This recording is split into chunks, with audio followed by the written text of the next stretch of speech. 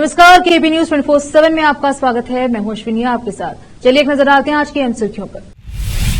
All India Bahujan Samaj party की बीदर जिला इकाई की बैठक। 11 अक्टूबर को बीदर से नागपुर के लिए विशेष ट्रेन। जाति जनगणना का इस्तेमाल राजनीतिक लाभ के लिए नहीं किया जाएगा, सीएम सिद्धरामैया। वो में हरियाणा का फैसला राष्ट्रीय राजनीति की दिशा दर्शाता है। हिंदू समाज में आग लगाए रखना चाहती है कांग्रेस, हर चुनाव में अपनाती है यही फॉर्मूला, गरजे पीएम मोदी। हरियाणा में कांग्रेस की हार पर ओवैसी का तंज, ईवीएम को लेकर कह दी बड़ी बात।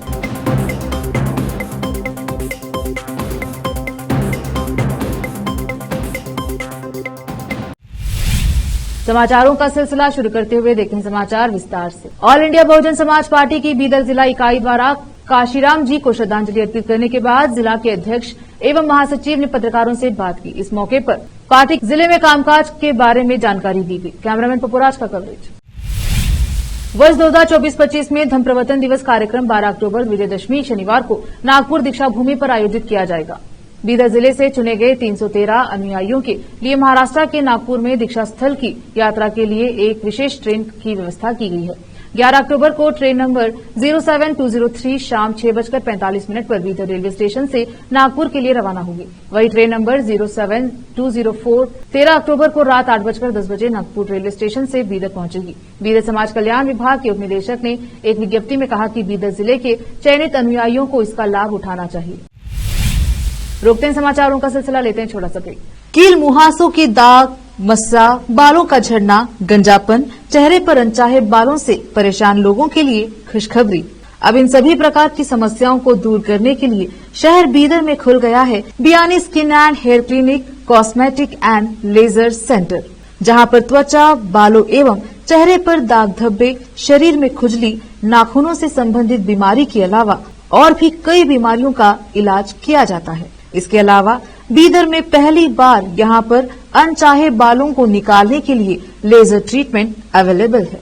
अपने खोए हुए बालों के लिए पीआरपी और जीएफसी थेरेपी अवेलेबल है। यहां पर लेजर द्वारा टैटू भी रिमूव किया जाता है और मस्से भी निकाले जाते हैं। Doctor Vinay Kumar Biyani MBBS MD, consultant dermatologist, cosmetologist and trichologist की निगरानी में चलाए जाने वाले स्किन एंड हेयर क्लिनिक में आकर अपनी बीमारियों और समस्याओं को दूर कीजिए और इस क्लिनिक के इलाज से फायदा उठाइए। आज ही चले आइए। यहाँ पर बीदर के अलावा महाराष्ट्र और तेलंगाना से भी पेशेंट आकर लाभ उठा रहे हैं। पहले पीआरपी थेरेपी और लेजर ट्रीटमेंट के लिए लोग हैदराबाद जाते थे। अब यह सब चीजें यहीं बीदर में उपलब्ध है। नई कमान के पास बस स्टॉप के सामने बिल्डिंग में हमारा क्लिनिक है। चले आइए Biyani skin and hair clinic, cosmetic and laser centre. Timing सुबह 11 बजे से 9 बजे तक, 11 to 9 PM। अपॉइंटमेंट के लिए इस नंबर पर संपर्क कीजिए 9243573333। ब्रेक के बाद स्वागत है आपका, देखते हैं देश के समाचार। मुख्यमंत्री सिद्धरामैया ने विपक्षी नेताओं द्वारा लगाए गए इस आरोप को खारिज कर दिया कि जाति जनगणना रिपोर्ट का इस्तेमाल राजनीतिक लाभ के लिए किया जा रहा है। सीएम ने कहा कि उन्होंने अचानक कैबिनेट में जनगणना रिपोर्ट पर चर्चा करने को फैसला नहीं लिया, बल्कि 2023 में पार्टी की सत्ता में आने के बाद से ही इस पर विचार विमर्श कर रहे हैं। सिद्धरामैया ने कहा कि हमारा मानना है कि निर्णय सर्वसम्मति से लिए जाने चाहिए और इसीलिए इसमें कुछ देरी हुई। वह विधानसभा में विपक्ष के नेता आर अशोक के आरोपों का जवाब दे रहे थे कि राज्य सरकार ने कथित घोटालों से ध्यान हटाने के लिए अचानक जाति जनगणना का निर्णय लिया। भाजपा और जेडीएस नेताओं ने सिद्धरामैया पर उनके खिलाफ मैसूर शहरी विकास प्राधिकरण साइट आवंटन मामले से ध्यान हटाने के लिए जाति जनगणना रिपोर्ट का उपयोग करने का आरोप लगाया है। मुख्यमंत्री ने कहा कि यद्यपि सर्वेक्षण 2018 में पूरा हो गया था, लेकिन उस अवधि के दौरान रिपोर्ट प्राप्त नहीं हो सकी क्योंकि सांख्यिकी सत्यापन कार्य पूरा नहीं हुआ और इसके लिए कोई अन्य कारण नहीं था। उन्होंने कहा कि विपक्षी दलों के झूठे प्रचार के कारण कुछ लोगों में निराधार संदेह पैदा हो गए हैं और कुछ लोग गलतफहमियों के कारण भ्रमित हैं। उन्होंने कहा कि बातचीत के माध्यम से मठाधीशों सहित सभी के शंकाओं को दूर करने के बाद इसे लागू करने का निर्णय लिया जाएगा। पूर्व मुख्यमंत्री और हावेरी सांसद बसवराज बोम्मे ने कहा है कि हरियाणा में भाजपा को बहुमत मिलना इस बात का स्पष्ट संकेत है कि देश की राजनीति किस दिशा में जा रही है। बोम्मे ने कहा कि हरियाणा में भाजपा को स्पष्ट बहुमत प्रधानमंत्री नरेंद्र मोदी के नेतृत्व और पार्टी के स्थायी संगठन की मजबूती के कारण मिला है। उन्होंने कहा कि महाराष्ट्र में भी इसी तरह के नतीजे देखने को मिलेंगे। बेंगलुरु में पत्रकारों से बात करते हुए पूर्व सीएम ने कहा है कि लोकसभा चुनाव के बाद हरियाणा में हुए पहले चुनाव के लिए नतीजे राष्ट्रीय राजनीति की दिशा को दर्शाते हैं। उन्होंने कहा कि हरियाणा में लोगों ने कांग्रेस की जाति आधारित राजनीति को नकार दिया है। एक बोम्मे ने कहा कि कांग्रेस ने भाजपा को संविधान विरोधी बताने की कोशिश की, लेकिन लोगों ने भाजपा का समर्थन किया। जम्मू कश्मीर चुनाव नतीजों पर सांसद ने कहा है कि भाजपा को घाटी के बाहर भी समर्थन मिला है। उन्होंने कहा राजनीति अभी भी जारी है और यह अंत नहीं है। अगर कांग्रेस हरियाणा में अपनी हार को गरिमा के साथ स्वीकार करती है तो हम उसका सम्मान करेंगे। हालांकि अगर वे बहाने बनाते हैं तो हम उसी के अनुसार जवाब देंगे। कोप्पल यातायात पुलिस ने मुख्यमंत्री सिद्धरामैया की शनिवार को गंगावती यात्रा के दौरान सुरक्षा भंग करने के आरोप में विधायक जनार्दन रेड्डी की कार को मंगलवार को जब्त कर लिया। रेड्डी के समर्थकों की 2 और कारें भी जब्त की गई हैं। पुलिस की एक टीम बेंगलुरु गई और रेड्डी को और उनके समर्थकों की 3 कारें वापस ले आई। कारों के चालकों के खिलाफ मामला दर्ज किया गया है। कारों को कोप्पल जिले के गंगावती स्थित पुलिस स्टेशन परिसर में रखा गया है। पुलिस ने बताया कि उन्होंने रेड्डी को सीएम की सुरक्षा में सेंध लगाने के आरोप में 3 कारों को जब्त करने की सूचना दी थी। रेड्डी के बेंगलुरु में होने के कारण पुलिस वहां गई और कारों को जब्त कर लिया। रोकते हैं समाचारों का सिलसिला, लेते हैं छोटा सा ब्रेक।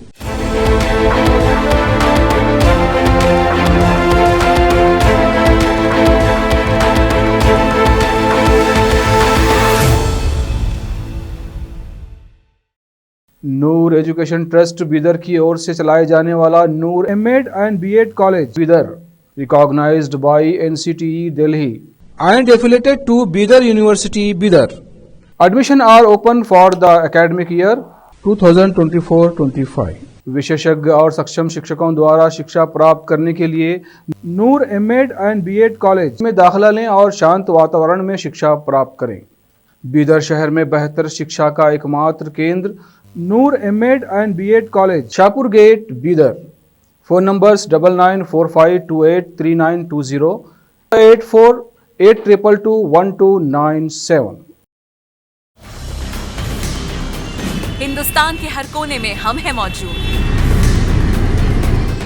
24 घंटे हालात पर गहरी नजर, खबरों से जुड़े चुपते सवालात, और आपको दिखाता है धार्मिक, सामाजिक, राजनीतिक, लोकल और इंटरनेशनल न्यूज की सबसे बेहतर कवरेज, जो आपको रखती है हर पल बाखबर। देश और दुनिया भर की खबर के लिए देखते रहें केपी न्यूज 24/7। ब्रेक के बाद स्वागत है आपका। देखते हैं देश के अन्य समाचार। प्रधानमंत्री नरेंद्र मोदी ने बुधवार को कहा कि मुसलमानों की जाति की बात आते ही कांग्रेस के मुंह में ताला लग जाता है, लेकिन हिंदू समाज की बात आते ही वह चर्चा जाति से ही शुरू करती है, क्योंकि वह जानती है कि हिंदू ही जितना बटेंगे उतना ही उसका फायदा होगा। प्रधानमंत्री मोदी ने आरोप लगाया है कि कांग्रेस किसी भी तरीके से हिंदू समाज में आग लगाए रखना चाहती है और भारत में जहां भी चुनाव होते हैं वहां इसी फॉर्मूले को लागू करती है। महाराष्ट्र में 7,600 करोड़ रुपए से अधिक लागत वाली विभिन्न विकास परियोजनाओं की वीडियो कॉन्फ्रेंस से माध्यम से आधारशिला रखने के बाद अपने संबोधन में मोदी ने विश्वास जताया कि समाज को तोड़ने की इस कोशिश को राज्य की जनता नाकाम करेगी। उन्होंने इस सरकारी कार्यक्रम में महाराष्ट्र के लोगों से देश के विकास को सर्वोपरि रखते हुए और एकजुट होकर भारतीय जनता पार्टी, भाजपा और उसके गठबंधन महायुति के पक्ष में मतदान करने की अपील की। हरियाणा के चुनाव परिणामों का उल्लेख करते हुए मोदी ने कहा है कि इसने बता दिया है कि आज देश का मिजाज क्या है। उन्होंने कहा, कांग्रेस का पूरा इकोसिस्टम अर्बन नक्सल का पूरा गिरोह जनता को गुमराह करने में जुटा था, लेकिन उसकी सारी साजिशें ध्वस्त हो गई हैं। उन्होंने दलितों के बीच झूठ फैलाने की कोशिश की, लेकिन दलित समाज ने उनके खतरनाक इरादों को भांप लिया। दलितों को एहसास हो गया है कि कांग्रेस उनका आरक्षण छीनकर अपने वोट बैंक को बांटना चाहती है।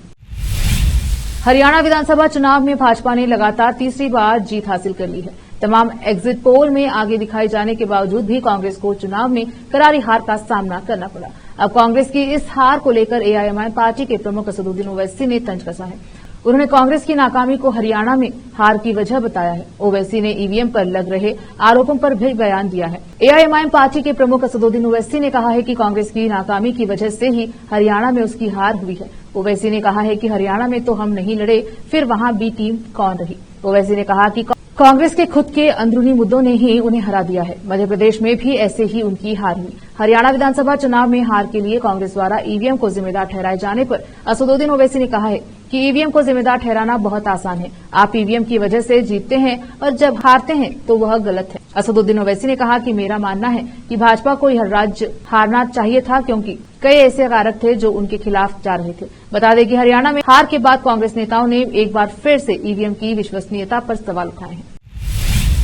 हरियाणा और जम्मू कश्मीर विधानसभा चुनाव के परिणाम मंगलवार को जारी कर दिए गए हैं। हरियाणा में कांग्रेस को करारी हार मिली है, तो वहीं जम्मू कश्मीर में भी पार्टी कुछ खास प्रदर्शन नहीं कर पाई। अब कांग्रेस की इस हार के बाद इंडिया अलायंस के दलों की ओर से भी पार्टी पर जमकर निशाना साधा जा रहा है। अब आम आदमी पार्टी ने भी कांग्रेस को बड़ा झटका दिया है। आप की प्रवक्ता प्रियंका कक्कड़ ने कहा है कि पार्टी दिल्ली विधानसभा चुनाव में अकेले ही मैदान में उतरेगी। आम आदमी पार्टी के राष्ट्रीय प्रवक्ता प्रियंका कक्कड़ ने कहा है कि हम दिल्ली विधानसभा चुनाव अकेले लड़ेंगे। प्रियंका ने कांग्रेस पार्टी को ओवर कॉन्फिडेंट भी बता दिया। उन्होंने कहा कि एक तरफ अति आत्मविश्वास वाली कांग्रेस है और दूसरी ओर अहंकारी बीजेपी। प्रियंका कक्कड़ ने कहा कि हमने दिल्ली में जो पिछले 10 साल में किया है उसके आधार पर चुनाव लड़ेंगे। आम आदमी पार्टी के संयोजक अरविंद केजरीवाल ने भी मंगलवार को कहा कि हरियाणा में चुनाव परिणाम का सबसे बड़ा सबक ये है कि चुनाव में कभी भी अति आत्मविश्वास नहीं होना चाहिए। उन्होंने कहा था कि हरियाणा में चुनाव के नतीजे को लेकर कहा था कि सबसे बड़ा सबक यही है कि किसी को भी चुनाव में अति आत्मविश्वास नहीं होना चाहिए। उन्होंने कहा कि किसी चुनाव को हल्के में नहीं लेना चाहिए। हर चुनाव और हर सीट मुश्किल होती है। महाराष्ट्र के रायगढ़ जिले में दर्दनाक सड़क हादसा देखने को मिला है। दरअसल माणगांव तहसील के मोरबे गांव में एक सड़क हादसा हुआ। यह मोरबे गांव में मुख्यमंत्री लाड़की बहना योजना के कार्यक्रम में महिलाओं को लेकर जा रही एक बस मांझरोड घाट में 40 फीट नीचे गहरी खाई में जा गिरी। इस घटना में 2 महिलाएं घायल हो गई। बता दें कि माणगांव में लाडली बहना योजना वाचन पूर्ति समारोह का आयोजन 9 अक्टूबर की दोपहर 3 बजे किया गया था। इस कार्यक्रम में मुख्यमंत्री एकनाथ शिंदे, उप मुख्यमंत्री देवेंद्र फडणवीस और उप मुख्यमंत्री अजित पवार भी शामिल होने के लिए पहुंचे थे। बता दें लाड़की बहना योजना वाचन पूर्ति समारोह में शामिल होने के लिए रायगढ़, मुंबई और ठाणे में बसों के जरिए महिलाओं को मोरबे गांव लाया जा रहा था। यह घटना तब घटी जब माणगांव तालुके के रानवड़े गांव की महिलाएं एक बस में जा रही थी। इस दौरान करीब दोपहर 12:45 पर मांझरोड घाट में करीब 40 फीट नीचे वह बस जा गिरी। प्रारंभिक जांच के मुताबिक ब्रेक फेल होने की वजह से इस हादसे के पीछे बताया जा रहा है। बता दें कि इस घटना में 2 महिलाओं को चोट आई है। एक महिला के पैर में चोट आई है, जबकि दूसरी महिला इस बस की खिड़की से बाहर चली गई।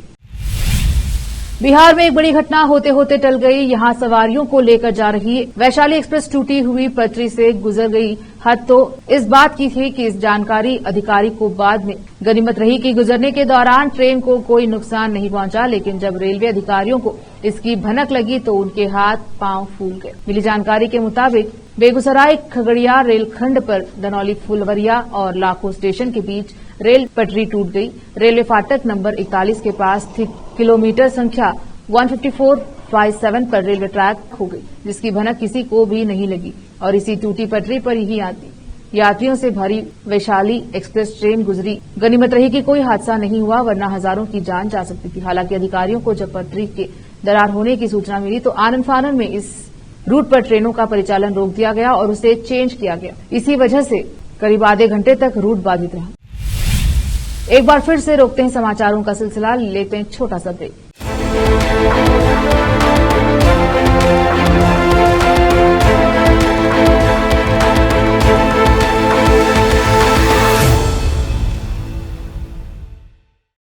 नूर एजुकेशन ट्रस्ट बीदर की ओर से चलाए जाने वाला Noor MEd and BEd college Bidar, recognised by NCTE Delhi and affiliated to Bidar University, Bidar. Admission are open for the academic year 2024-25. विशेषज्ञ और सक्षम शिक्षकों द्वारा शिक्षा प्राप्त करने के लिए नूर एमएड एंड बीएड कॉलेज में दाखिला लें और शांत वातावरण में शिक्षा प्राप्त करें। बीदर शहर में बेहतर शिक्षा का एकमात्र केंद्र Noor MEd and BEd college, Shahpur gate, Bidar. Phone numbers 9945283920, 8482221297। Hindustan के हर कोने में हम हैं मौजूद। 24 घंटे हालात पर गहरी नजर, खबरों से जुड़े चुपते सवालात और आपको दिखाता है धार्मिक, सामाजिक, राजनीतिक, लोकल और इंटरनेशनल न्यूज की सबसे बेहतर कवरेज, जो आपको रखती है हर पल बाखबर। देश और दुनिया भर की खबर के लिए देखते रहें केपी न्यूज 24/7। ब्रेक के बाद स्वागत है आपका। देखते हैं अंतर्राष्ट्रीय समाचार। गॉडफादर आर्म्स रूसी हथियार डीलर विक्टर बाउट को लेकर एक फिर दुनिया भर में चर्चा शुरू हो गई है। कहा जा रहा है कि जेल से रिहा होने के बाद बाउट यमन में ईरान समर्थित हुती विद्रोहियों को हथियार सप्लाई करने में शामिल है।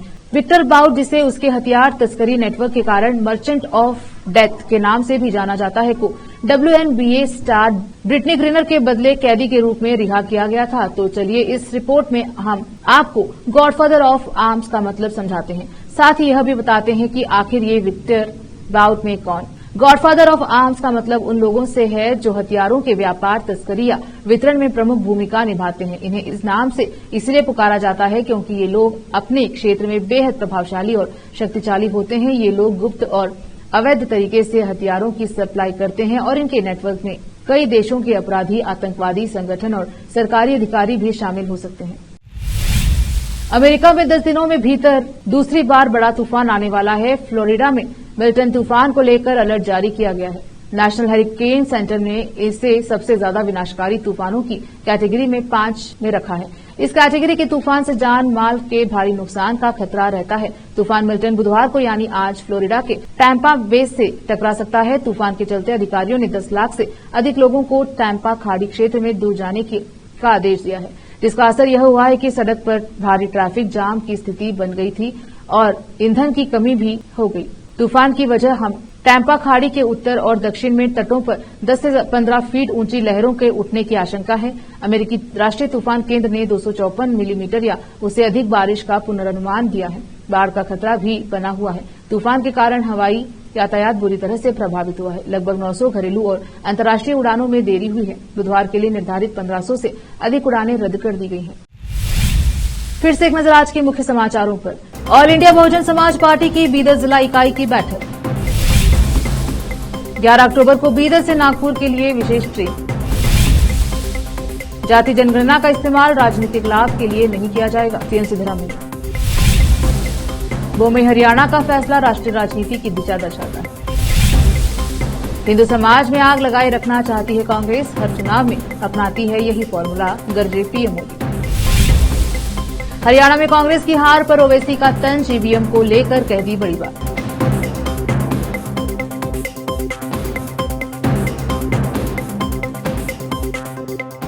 केपी न्यूज के बुलेटिन में अब तक के लिए इतना ही। देखते रहें केपी न्यूज 24/7। धन्यवाद।